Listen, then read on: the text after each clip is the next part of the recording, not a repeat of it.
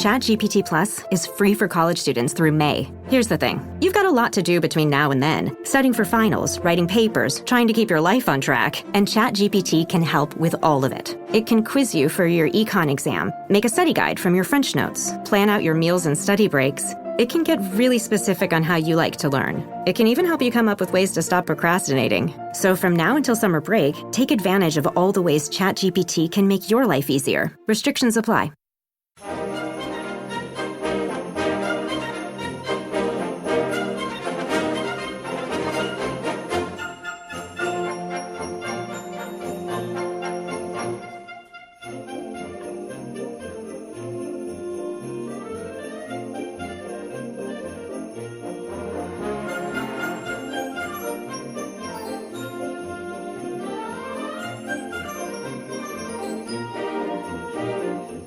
This is The Other Side of Midnight. I'm Frank Morano. Well, it's no secret that the Russia-Ukraine war is still raging. There were some numbers that came out this week from the Ukrainian side of the ledger, which paint a very bleak picture in terms of casualties. If you look at the estimates from the Russian side of the ledger, both in terms of economic cost and human cost, seems just as devastating, if not more so, from their perspective. So where do we go from here? It's an interesting foreign policy team that President Trump is putting together. You have Marco Rubio, who most people would consider a little bit more of a standard interventionist, and then you have others like Tulsi Gabbard, who are just the opposite.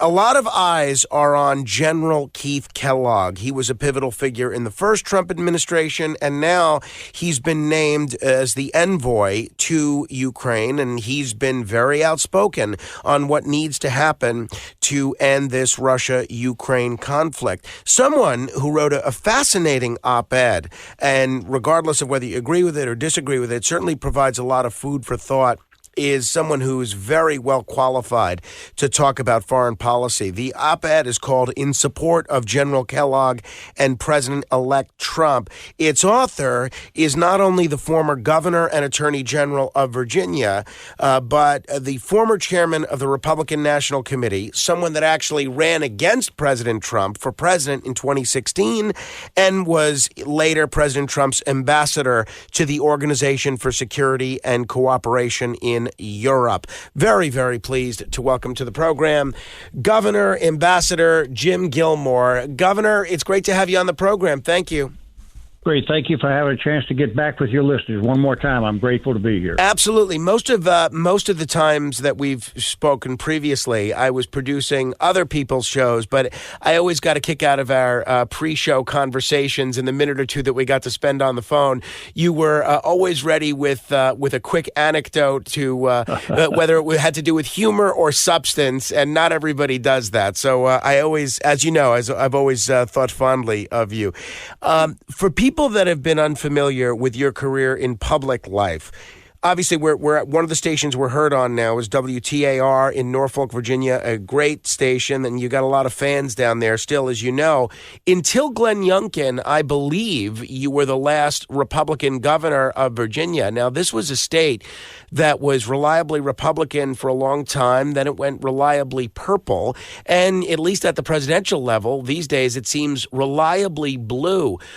Folks were hoping on the Republican side that maybe Youngkin's victory would portend a Trump victory there in 2024. That wasn't the case. What needs to happen in order for Virginia to go red in a presidential election again, Governor? Well, there have been several Virginia Republican governors. Allen, myself, McDonald was after me, and then of course Glenn Youngkin. Right. Sure. But the fact is that I wrote an op-ed right before the election, in which I told the voters of Virginia that I felt like that there was a great movement toward President Trump, and that something was stirring out there, a sense that the working men and women of this country were unhappy. They were unhappy with their job situation. They were unhappy with inflation. They were rejecting the weird left cultural war that was going on. And they wanted a change. And I felt like that there was going to be a change. Now, it wasn't quite enough in Virginia in this election, But obviously, there was a big dramatic change nationally that elected President Trump. But you asked me a question: what does a Republican have to do? And the answer is that a Republican has to come up with an issue that matters a great deal to the people of Virginia, and particularly to the people of Northern Virginia and for Hampton Roads. And we were able to do that. I was able to do that by saying I wanted to cut the car tax. McDonald emphasized jobs. Governor Youngkin emphasized parental rights within the education system. And these were issues that resonated in Fairfax County in Northern Virginia and throughout the Commonwealth. And if you do that, a Republican will win and can still win in Virginia. Yeah, I can't believe I forgot Governor McDonald, especially how frequently his name gets invoked whenever there's legal arguments about a politician getting indicted. They frequently talk about his Supreme Court case. I mentioned that you were President Trump's ambassador to the Organization for Security and Cooperation in Europe. A lot of our listeners are pretty sophisticated, and they understand that there are ambassadors to countries like Canada, Mexico, Italy, whatever. But there's also ambassadors to things like the UN. You've got to explain, if for my benefit, if not for the listeners, what exactly is the Organization for Security and Cooperation in Europe? It's a very elaborate and sophisticated international organization. It contains 57 countries, including the United States and Canada, and Russia and Ukraine, and countries in the Central Asia, and all of Europe, including the Balkan countries and the Baltic countries, and the Scandinavian countries, and Great Britain and France and Germany. So it's a very large national security organization, and the American ambassador has a chance to interact with 56 other ambassadors on behalf of the United States. So it's a very good organization. It's a very large organization, but it stands for the principles of Western civilization. And those principles now, as we know, are all being violated by Russia. Oh, I'm going to get into that in a moment. Let's talk about General Keith Kellogg. He's clearly very accomplished in both the military sphere and the foreign policy sphere. You seem pretty supportive of his nomination. A lot of Trump supporters are mixed when it comes to General Kellogg. Some people view him as a real hawk on Russia, given some of his previous comments. Other folks look at some of the work that he's done over the past couple of years and view him as a bit more dovish. Two-part question, Governor. One, why do you think General Kellogg is a good choice to be the envoy to Ukraine? And two, what exactly is General Kellogg's position when it comes to Russia? Well, first of all, I'm acquainted with General Kellogg personally. I know him as a friend, and I worked with him also officially through the American First Policy Institute. He's a very smart guy. He's very dedicated to the United States. He's very loyal to President Trump and will, I think, help carry out his policies. The question, of course, is where is President Trump going to end up on this? And I think that Kellogg will be reflective of that. I believe that Kellogg will go forward with a proposal that, frankly, is one that the Russians probably ought to grab at. Which is to freeze the border issues in place. I don't think the Russians are going to settle with General Kellogg or President Trump or anybody else. They have now invested over almost 800,000 dead and wounded in Ukraine. Their economy has suffered a great deal, and I don't believe that they're going to back up. Therefore, in my op-ed, I suggested another proposal. If it stalls, then I have a few other ideas that I thought I might add. But it also is based upon the fact that Russia has to get out of Ukraine. We simply cannot allow a fascist dictatorship like Vladimir Putin's to conquer another country and then go away with the benefits of that conquest. But I throw a few bones to Putin.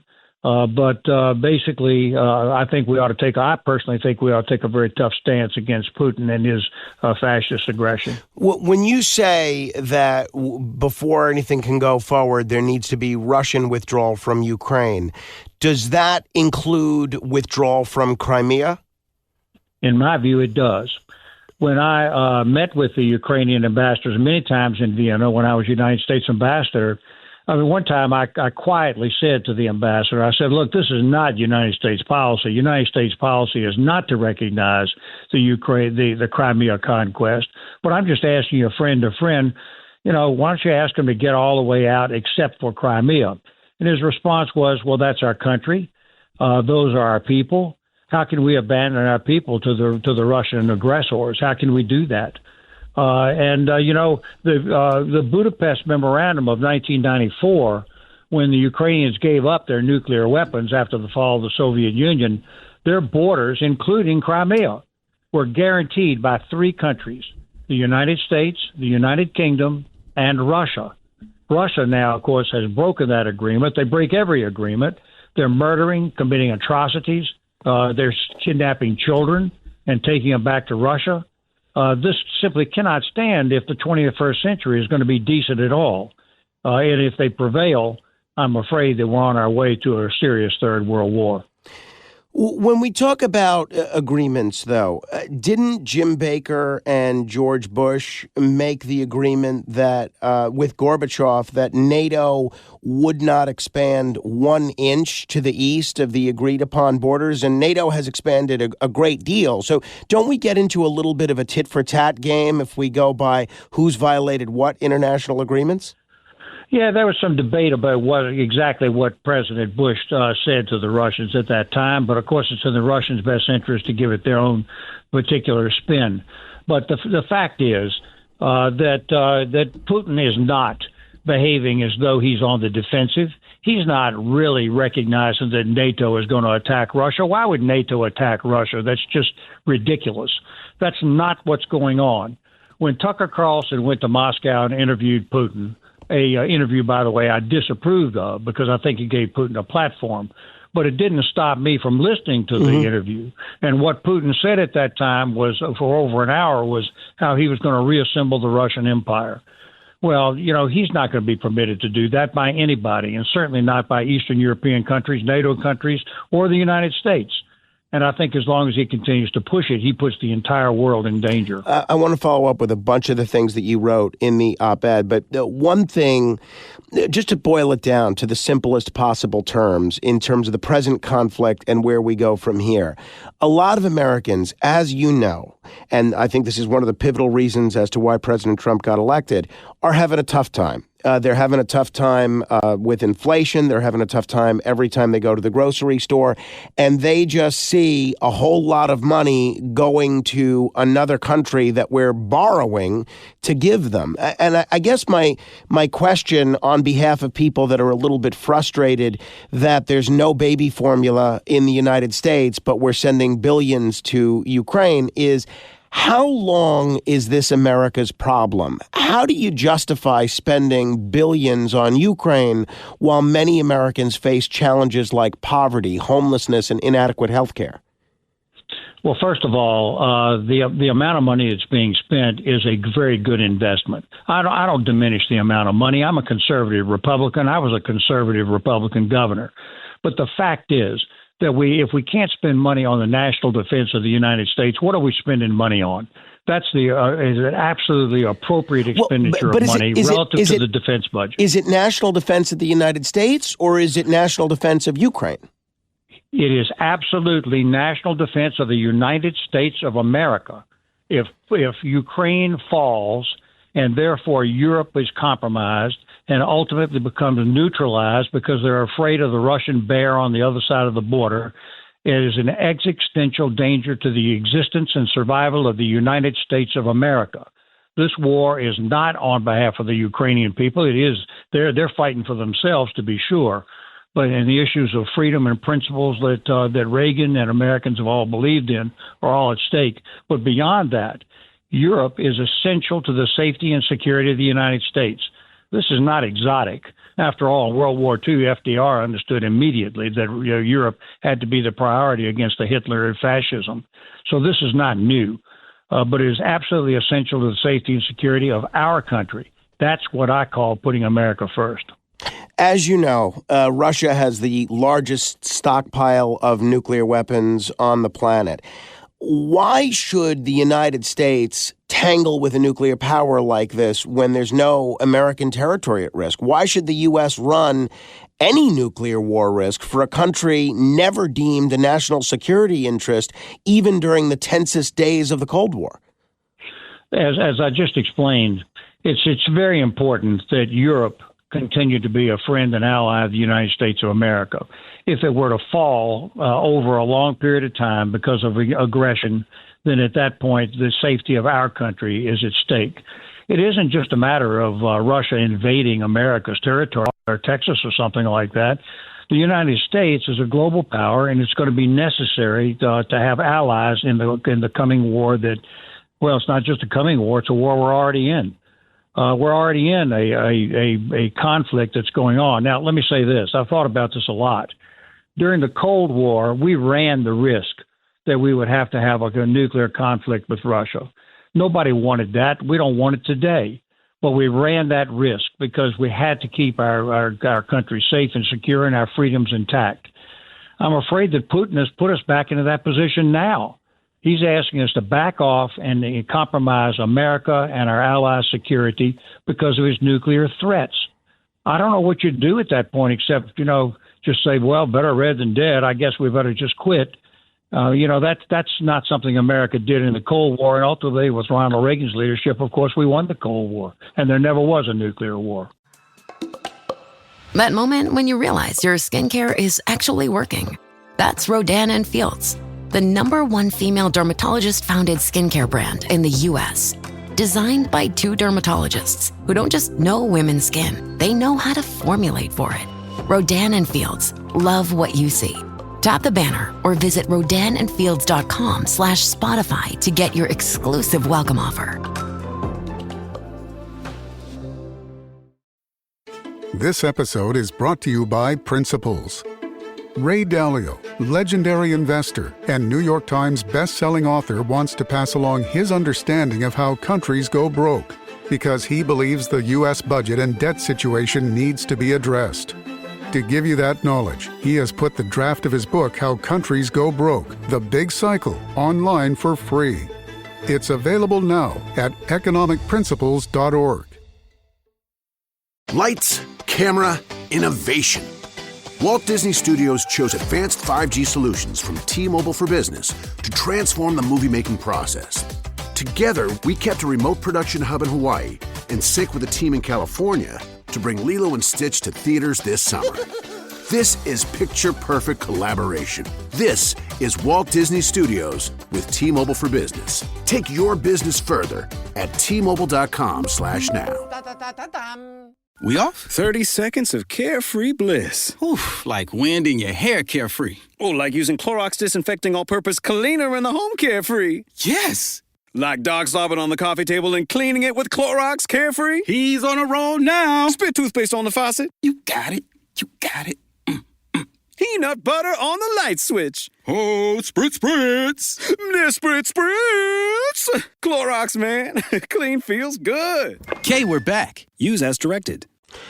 Ukraine obviously is facing massive manpower shortages, and they're even considering drafting teenagers from its inverse demographic pyramid. And I know, obviously, you've provided a playbook that could bring a cessation to these hostilities, but only if Russia goes back to where they came from and they don't claim Crimea or anything like that, which I suspect they're not going to be eager to agree to. Doesn't this imply the massive manpower shortages and the drafting 18-year-olds and things like that, that prolonging the war will do long-term harm to Ukraine's population? Well, not worse than being conquered by Russia. We've already seen what's happened when the Russians conquer Ukraine, but never mind the Ukraine and the murder and the violence and the toppling of their government and the violation of all international standards of decency. What I'm kind of continue to return to is European safety and security, which means safety and security of the United States. But let me make one more point to your listeners. Russia is losing this war. They're not winning this war. The sanctions are biting. They're out of people. They actually brought in North Korean soldiers to supplement their army because they're out of soldiers. They're running out of money. They're in trouble. And look at the news just this very day. Their position has collapsed in Syria. They've lost that port there. Their positions in Africa are now compromised, not to mention in the Middle East. The Russians are not winning this war. And the only way that they can win this war now is for the United States to capitulate at the negotiating table. And I don't think we ought to do that. I think that there should be a peace in Ukraine. I mean, I don't want to see the Ukrainians slaughtered like this, or for that matter, I don't even want to see the Russian people slaughtered like this. And I don't want to see a war. My comments are to avert a war, not to fight a war. And that's what I'm doing in saying that you have to be strong against Putin. If he detects weakness and frailty, he'll do exactly what he's been doing under the Biden administration. Do you think that General Kellogg would be okay with, and for that matter, would you be okay with, Ukrainian neutrality as a buffer state of Russian forces if a buffer state of Russian forces pulled out of a significant amount of the territory that they're occupying? I certainly don't speak tonight for President Trump, nor do I speak for General Kellogg. I think he's going to do his best to bring this thing to a close in the best way that he can. The ultimate answer to some of these questions is up to the Ukrainians. They're the ones that are fighting for their lives. They're fighting for their independence. They're fighting for the decency of their country, and they have to make that decision. To me, I think we need to remember the principles of the OSCE, which was agreed to by Russia in the Helsinki Accords, which is that no country can go in and conquer another country by force. And that is what's going on. It's just like World War II. There really isn't any difference between what Hitler's doing and what Putin's doing. And, we learned a very tough lesson there by letting Hitler go too long. This is the moment when we can push back Putin right now and prevent that long Third World War from coming into being. If Russia, or for that matter, China, or any adversarial country, but those are the two that get frequently mentioned when using this example, so those are the two that I'll use, Russia and China, if they attempted to grow their alliance network to, say, Mexico, wouldn't this likely produce an adverse reaction by the United States? If so, how would that be different from implying NATO membership to Ukraine, inspiring Russian hawkishness in Europe? Listen, I think that it's very important to get away from this notion that somehow Russia's got some sort of claim on Ukraine. We don't actually have claim on Mexico. It's our duty to make sure that the Mexican country is a friend and ally to the United States. But Russia, we haven't invaded Mexico. We haven't done anything like that. You cannot get away from the blame where it belongs in this situation. This blame belongs on Russia. It belongs on Putin. He's the one that's done the invasion. He's the one that pulled the trigger. He's the one that's threatening us nuclear weapons. He's the one that's stealing children. He's the one that's murdering civilians. He's the one that's shooting ballistic missiles. You can't let that go on. If you do, it's going to continue on and on and on, and it may very well trigger something in the Pacific, just as you say. And then we're really in trouble. Right now, standing up is the last chance we have to avert something much more serious coming in the future. Obviously, we don't need to spend a lot of time on it, but just for the sake of the historical record, we did invade Mexico in the Mexican-American War. So there is a history of American and Mexican conflict from time to time. But but we're not doing it. We're not doing it now. Sure, though. No, but I suspect if Russia were to develop an alliance with Mexico, that we would not just sit by and let that occur. But in the op-ed, you wrote that Putin has stated he will continue his aggression until he achieves his military and political goals. He intends to reduce Ukraine to a vassal state and achieve his first conquest in his long-term plan to reestablish the Russian/Soviet empire. General Kellogg will challenge that objective by insisting on negotiations. Now, the one thing that I took issue with to some extent in you saying that is I don't know that there's any objective evidence where Putin has any intention, or at least stated intention, of recreating the USSR. On the contrary, in December 2021, 2 months before the war, April 2022, and then again in June 2024, Putin expressly stated that he seeks a negotiated settlement. What he has always said, and which was repeated earlier this week, is that they seek a no NATO declaration on Ukraine going forward. So I guess what I'm unclear on is, where does that notion come from when you write that Putin has stated that he's going to continue until he can reestablish the USSR? I'm telling you what Putin has said he wants to do. I didn't make this up. But where did he say that? Well, he said it among other places. He said it in the Tucker Carlson interview. It's very clear what he's doing.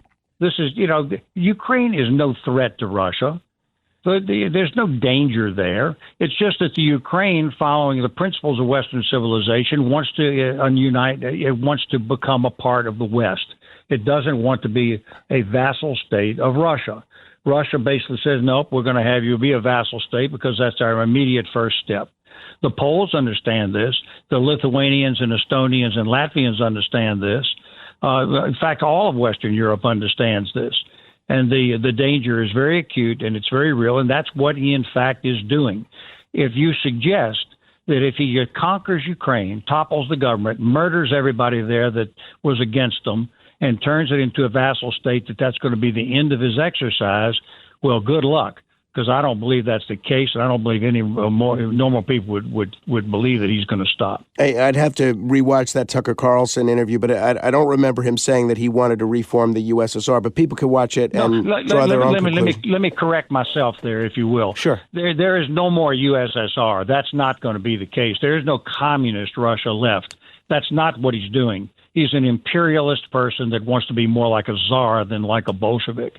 So I'm not suggesting he's trying to put the USSR back together. I misspoke on that. Gotcha. You also wrote, first, Russia needs to withdraw its military from Ukraine entirely, and Ukraine would withdraw from its occupation of Russian territory. Russia's withdrawal would restore its pledge made under what you just mentioned, the Budapest Memorandum of 1994, wherein Russia guaranteed Ukraine's sovereignty and territorial integrity. All reports suggest that Russia can't continue its war forever. Sanctions are finally damaging the Russian economy, and more sanctions can be imposed.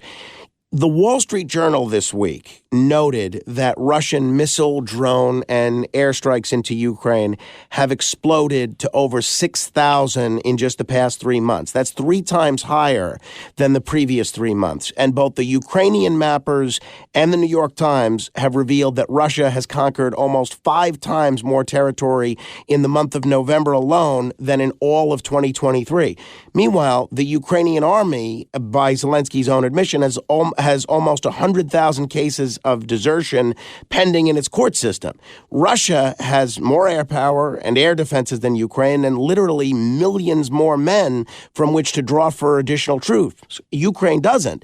Upon what basis do you suggest that Russia could be compelled by a Trump presidency to willingly withdraw from the territory it continues to capture when it looks like everything NATO and the West have done for 3 years has completely failed? Well, they haven't failed. As we know, the goal from the very beginning of this invasion was to conquer Ukraine entirely. The Ukrainians have stood up for themselves, and they've had enough support from the United States and also Western European countries and Eastern European countries to withstand the conquest. Russia has failed. Putin has failed. And now he is beginning to crack. And frankly, we see that right now in Syria. He couldn't even send any soldiers to defend his dictator friend Assad, who is now, of course, being harbored in Moscow along with other dictators. Look, the question is, what is the future going to look like? What do you want the 21st century to look like? If it's going to be based upon violent conquest by authoritarian powers, then we're headed down the deep, dark road to a world war, or to a world that we can't live in, or a world war in order to prevent that world from coming into being. That's why this is such a critical moment for us, and why I wrote the op-ed. Listen, I'm not going to second guess General Kellogg. He's going to have to do the best job that he can do on behalf of President Trump. But if the Russians tell him to go fly a kite, which is, by the way, almost literally what they said a couple of days ago, then I believe I'm just offering an alternative suggestion, which I believe is better, because I think Russia can't stand up to this much longer. They're out of money, they're out of time, and they're out of people, and their economy is a wreck. Everything is going wrong for them. They're not going to be able to supply their troublesome mischief-making in Africa anymore if they don't have these airfields and ports in Syria. So, once again, you've got a country that is creating massive disruption all across the world, I ask you now, is that the world that we want to live in the 21st century? I say it is not. Governor, let me end with this, and I appreciate, one, you being so generous with your time so late at night, and two, being willing to take a lot of challenging questions. And I don't mean to at all be disrespectful. You know of my respect for your record and your intellect, so I appreciate it. And let me just end with this. You argue that as a fail-safe fallback, should any of these negotiations fail, an alternative strategy would be to force Russia back into a war of attrition, which Putin would not want, through the use of modern weaponry. And I've heard this from others, very intelligent people, military people as well. Yet Ukraine is in a war of attrition now. So there would be none to which Putin could be threatened to return. So as we mentioned previously, Putin has more natural resources. He has a whole lot more people, a lot more weapons. If Trump pushed Ukraine into an extended war of attrition, what if Kyiv runs out of men before Russia? Won't that play into Putin's hand when Russians have historically been willing to sacrifice literally millions of its troops to win wars of attrition? Yeah, and, that's going to be their advantage. So the question before us and for your listeners and for all of us is that going to be good enough? If, in fact, a larger power can conquer another lesser power through tremendous mass violence, then where are we headed? And I'm just warning that this is the moment when, in fact, the really bad things in the future, a war with China, a global war, can be averted. But this is the moment when it has to be averted. Now, look, let me also make clear that it isn't up to me to do this. The Ukrainians are the ones paying the price, and I recognize that, to these international crimes. But they're making a decision about when they want to negotiate, and I would not second-guess them. They're the ones paying the price. But so far, they have decided they don't want to be a vassal state to a criminal regime that commits these kinds of atrocities. And I think that the Western world and decent people worldwide need to stand up for our values, the things that Ronald Reagan stood for, and the safety and security of our own country in the future. And I think that's what's at stake right now in Europe. I'm going to end it there. We've been talking with President Trump's ambassador to the Organization for Security and Cooperation in Europe, Jim Gilmore. He still lets me call him governor because we go back a ways. And who knows, he may be a key part of the next Trump administration as well. Governor, I really enjoyed the discussion. I hope you'll come back. Me too, and thanks for the opportunity. It's great to talk to your listeners. Absolutely. If you want to comment on any portion of our discussion, and especially if you're calling from WTAR in Virginia, we'll put you to the front of the line. You can give me a call at 646-720-0635. That's 646-720-0635. This is The Other Side of Midnight. Straight ahead.